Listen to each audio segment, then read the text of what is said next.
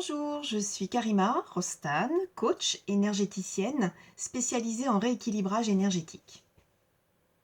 J'ai quelques questions pour vous. Est-ce qu'il vous est arrivé de refuser une promotion tout simplement parce que vous aviez peur de ne pas être à la hauteur? Ou vous est-il arrivé de ne pas oser aborder une personne par peur de sa réaction? Ou peut-être vous est-il déjà arrivé de mettre de côté un projet qui pourtant était très important pour vous de côté parce que vous aviez peur de ne pas y arriver tout simplement. Alors des situations comme ça, il y en a tous les jours et pour nous tous. D'où l'importance d'apprendre justement à transformer ces peurs et à les transformer comment? Justement en une force positive qui va vous permettre d'aborder la situation différemment. Aujourd'hui, je vais aborder avec vous 4 antidotes. Enfin, celles qui m'ont permis d'aller à bout de mes peurs, et Dieu sait si des peurs j'en ai eu. Et pendant quand même assez longtemps. Alors, je vais vous faire une confidence. J'ai échoué 5 fois à mon permis de conduire, tout simplement parce que j'avais peur de l'inspecteur qui était à côté de moi. Je peux vous assurer que des montagnes russes au niveau des émotions, j'en ai eu. C'est un épisode que je n'oublierai jamais. J'ai eu mon permis de conduire, heureusement. Mais avec du recul, je me dis que vraiment, la peur peut vraiment être paralysante. Alors que parfois, il suffit juste de changer les dosages. Je vais vous donner un exemple. Imaginez 2 cuisiniers. Vous prenez deux cuisiniers, vous leur mettez exactement les mêmes ingrédients et vous leur demandez de faire une recette. Eh bien, parmi les deux, vous pouvez avoir un cuisinier qui va vraiment vous faire quelque chose de succulent, d'excellent, et l'autre qui va complètement échouer, se planter, parce que les dosages ne seront pas bons. Imaginez avec un plat trop de sel ou trop de poivre. Eh bien, c'est immangeable, tout simplement. Eh bien là, ce que je vous propose, c'est qu'on puisse voir ensemble quel dosage apporter justement, de façon à ce que vous puissiez aller au-delà de vos peurs.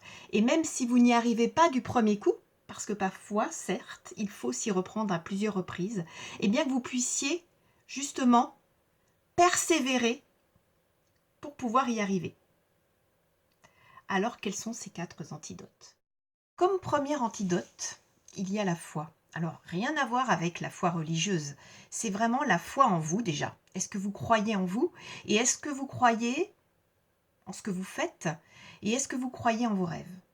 Parce que le degré de foi que vous aurez fera toute la différence. Si vous croyez en quelque chose très fort, eh bien vous allez avoir envie d'aller au-delà et de vous surpasser pour obtenir cette chose.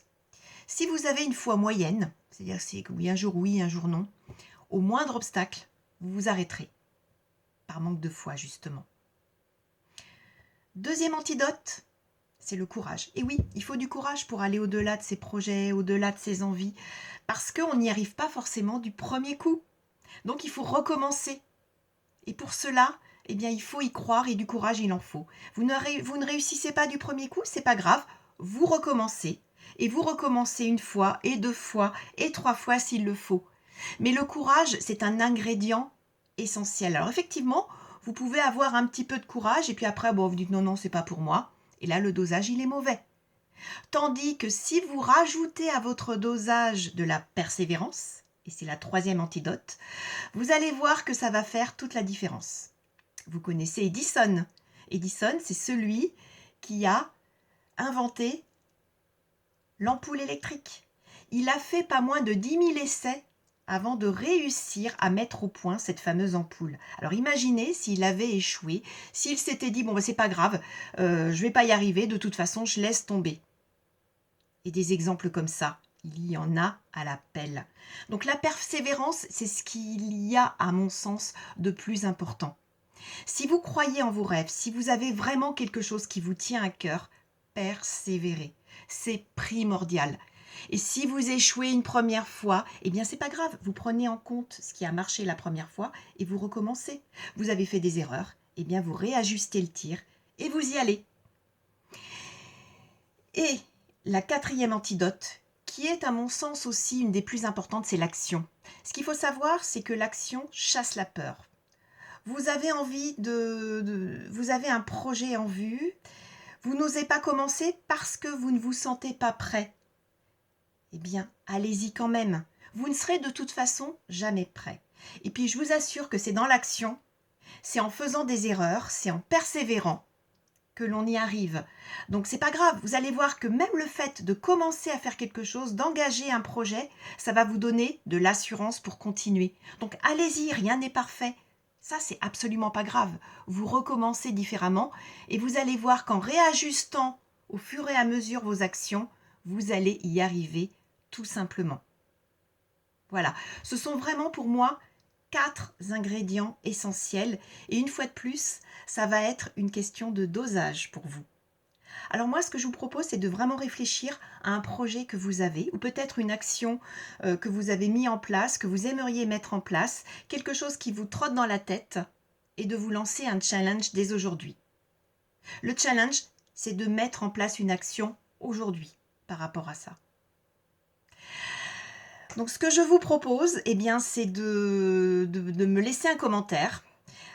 Si vous avez des questions, j'y répondrai avec plaisir. De vous abonner à la chaîne YouTube si ce sujet vous intéresse, puisque je vais revenir très prochainement avec un nouveau sujet qui sera l'auto-sabotage. Je vous souhaite une excellente journée et je vous dis à très très vite pour la suite de l'aventure. Au revoir.